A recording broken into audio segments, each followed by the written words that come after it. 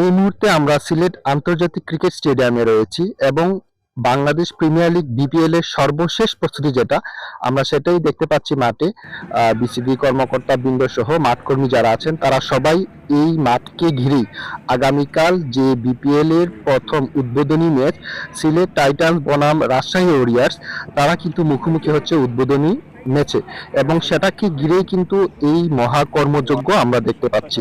এবং media coverage থেকে শুরু করে মিডিয়া কর্মী থেকে শুরু করে সবাই তাদের একদম শেষ প্রস্তুতিটা নিচ্ছেন এবং আমরা দেখতে পাচ্ছি বিসিবি বস আমিনুল ইসলাম বুলবুল নিজে সেটা দেখভালও করছেন এবং বিভিন্ন দিক নির্দেশনা দিচ্ছেন।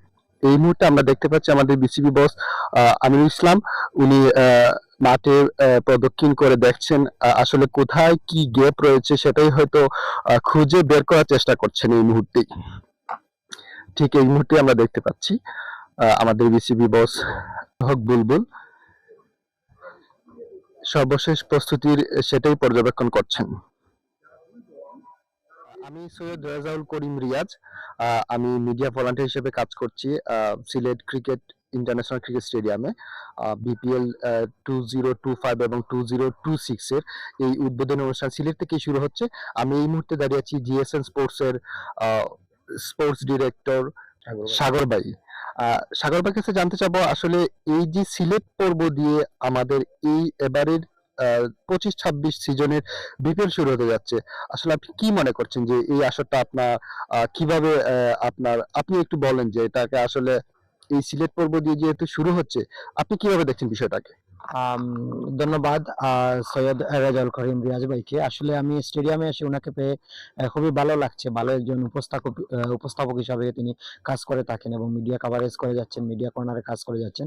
আর যে কথা বলছিলেন যে সিলেট পর্ব বিসিবির আসলে রিয়াজ ভাই, এটা আসলে কিন্তু বিসিবির ব্যতিক্রমী একটা আয়োজন যে প্রতি বছরই আমরা দেখি বিপিএল এর এখন পর্যন্ত যেটা আসর হয়েছে বাংলাদেশে, প্রত্যেকটা আসর কিন্তু ওপেনিং হয়েছে Dhaka Sher-e-Bangla national cricket stadium থেকে। কিন্তু বিসিবি বিশেষ করে আমাদের আমিনুল ইসলাম বুলবুল সাহেব বিসিবিতে পদার্পণ করার পরপরই কিন্তু একটা ব্যতিক্রমী আয়োজন ওনার জন্য প্রথমবারের মতো বিপিএল এর একটা সুযোগ ওনার নেতৃত্বেই হচ্ছে এবং আমাদের সিলেটের বাসীর জন্য একটা সুবর্ণ সুযোগ হচ্ছে। প্রথমবার বিপিএল এর পর্দা উঠছে সিলেট পর্ব দিয়ে রাজশাহী ওয়ারিয়র্স এবং সিলেট টাইটান্স এর মধ্যকার ম্যাচ দিয়ে কিন্তু উঠছে। এর সাথে আমি একটা জিনিস আপনার সাথে শেয়ার করতে চাই যে সিলেট টাইটান্সে কিন্তু এবার তারকাটা প্লেয়াররা কিন্তু সিলেট টাইটান্সে দলে বেরিয়েছেন। সিলেট টাইটান্সের কর্ণধার যিনি রয়েছেন তিনি। ধন্যবাদ। আসলে আমরা সবকিছু মিলে দেখছি যে আরেকটা জিনিস আমি বলে রাখি যে দর্শকদের জন্য কিন্তু বাড়তি একটা উত্তেজনা বিরাজ করছে। এই যে বিপিএল এর আমেজটা কিন্তু সিলেট পর্ব দিয়ে শুরু হচ্ছে। আমরা আসলে যেটা দেখে আসছি বিগত দিনে সিলেটে আন্তর্জাতিক মানের ম্যাচ যখনই হয় তখনই কিন্তু ভরপুর দর্শক থাকে গ্যালারিতে।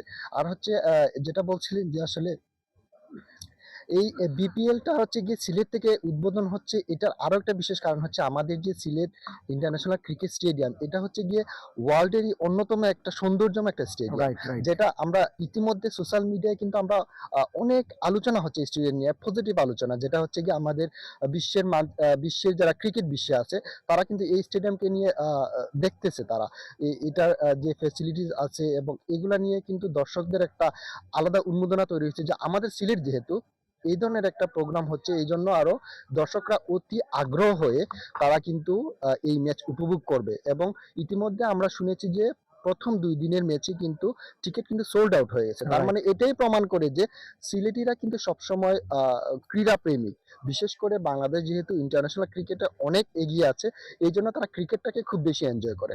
এই জন্য আমার মনে হয় যে বর্তমান বিসিবি কর্মকর্তা যারা আছেন তারা, আমার কাছে মনে হচ্ছে এইসব বিবেচনা করেই সিলেটকেই তারা বেছে নিয়েছেন যে উদ্বোধনী প্রোগ্রাম বা উদ্বোধনী ম্যাচ দিয়ে এখান থেকে শুরু হোক।